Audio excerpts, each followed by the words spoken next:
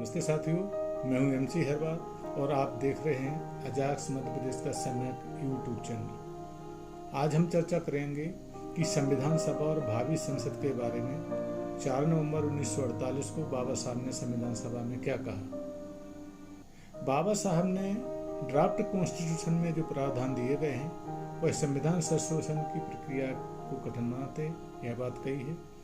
उन्होंने कहा कि यह भी सही है, यह जरूरी है कि संविधान को कम से कम कुछ वर्षों के लिए संसद द्वारा साधारण बहुमत से संशोधित किया जाना चाहिए।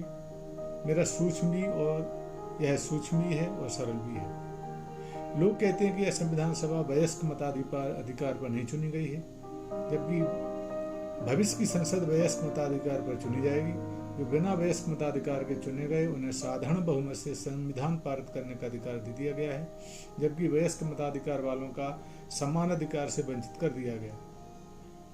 ड्राफ्ट कॉन्स्टिट्यूशन को लोग बेतुकी बातों में से एक के रूप में बताते हैं। डॉक्टर अम्बेडकर ने कहा कि मैं आरोपों को अस्वीकार करता हूं क्योंकि ये बिना आधार के हैं। संविधान संशोधन के संबंध में ड्राफ्ट कॉन्स्टिट्यूशन के प्रावधान कितने सरल हैं, यह जानने के लिए केवल अमेरिकी और ऑस्ट्रेलियाई संविधानों में निहित संशोधन के प्रावधानों का अध्ययन करने के लोगों को बहुत ज्यादा जरूरत है। अमेरिकी और ऑस्ट्रेलियाई संविधान की तुलना में इसे ड्राफ्ट कॉन्स्टिट्यूशन में निहित बातें अत्यधिक सरल हैं।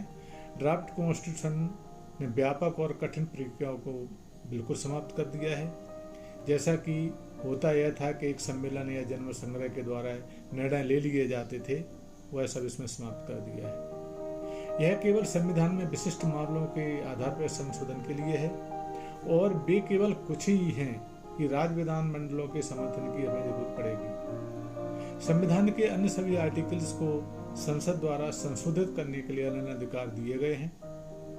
केवल सीमा यह है कि लोकसभा राज्यसभा में से प्रत्येक सदन में उपस्थित सदस्य और मतदान करने वाले सदस्यों के कम से कम 2/3 बहुमत हों एवं प्रत्येक सदन की कुल सदस्यता का भी बहुमत हो।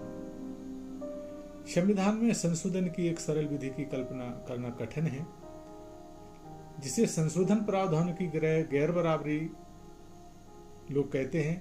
वह संविधान सभा और संविधान के निहित निर्वाचित भावी संसद की स्थिति के बारे में गलत धारणा के तौर पर वह निश्चित आधारित है। संविधान बनाने में संविधान सभा का कोई पक्षपातपूर्ण उद्देश्य नहीं है। एक अच्छा और व्यवहारिक संविधान हासिल करने के अलावा उसके पास कोई विकल्प नहीं है। संविधान के आर्टिकल पर विचार करते समय किसी विशेष उपाय से गुजरने पर संविधान सभा की कोई नजर नहीं है। भविष्य की संसद अगर संविधान सभा के रूप में कार्य करती है तो इसके सदस्य पार्टी के उपायों को पारित करने की सुविधा के लिए संविधान में संशोधन करने की मांग करने वाले पक्षपाती के रूप में कार्य करेंगे, क्योंकि वह इसलिए ऐसा कर सकते हैं कि संविधान के कुछ आर्टिकल्स के कारण उनके रास्ते में बाधा के रूप में संसद के माध्यम से प्राप्त करने में वह असफल हो गए। संसद के पास विकल्प होंगे, जबकि संविधान सभा के पास कोई विकल्प नहीं है। संविधान सभा और भावी संसद में यही अंतर है।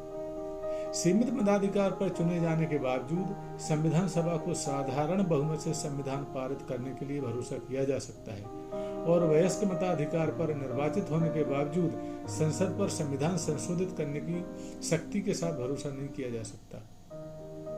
साथियों, संविधान सभा संसद के संविधान संशोधन के बाबा साहब अम्बेडकर के स्पष्ट विचार जानकर कैसे लगे? यदि यह वीडियो आपको अच्छा लगा हो तो कृपया लाइक, शेयर और सब्सक्राइब करें। जल्दी ही मिलेंगे एक नई जानकारी के साथ। तब तक के लिए आपको नमस्कार।